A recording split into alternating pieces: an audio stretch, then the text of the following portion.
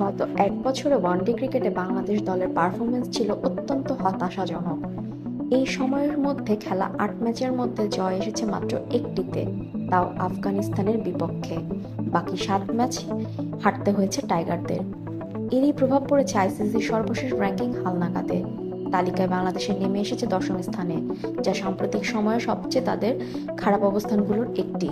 ২০২৩ সালের নভেম্বর মাসে আফগানিস্তানের বিপক্ষে সংযুক্ত আরব আমিরাত সিরিজ হারার পর র্যাঙ্কিংয়ে ৯ম স্থানে নেমেছিল দলটি। এবার সেই অবস্থান থেকেও এক ধাপ পিছিয়ে গেছে বাংলাদেশ। টেস্ট খেলুড়ে দেশগুলোর মধ্যে কেবল জিম্বাবুয়ে এবং আয়ারল্যান্ডেই আছে তাদের নিচে। ২০০৬ সালে বাংলাদেশ সর্বশেষ ১০ম স্থানে ছিল আইসিসির র্যাঙ্কিংয়ে। সেই বছরের অক্টোবর মাসে প্রথমবারের মতো ৯ম স্থানে উঠে এসেছিল তারা। এর আগেও ২০০৫ সালে কার্ডিফে অস্ট্রেলিয়াকে পরাজিত করার আগে বাংলাদেশ ছিল একাদশ স্থানে। ওই জয়ের পর তারা ধীরে ধীরে এগিয়ে আসে, প্রথমে কেনিয়াকে টপকে শীর্ষ ১০-এ, তারপর ২০০৬ সালে জিম্বাবুয়েকে পেছনে ফেলে ৯ম স্থানে। প্রায় ২ দশক পর আবার সেই পুরনো অবস্থানে ফিরছে দলটি।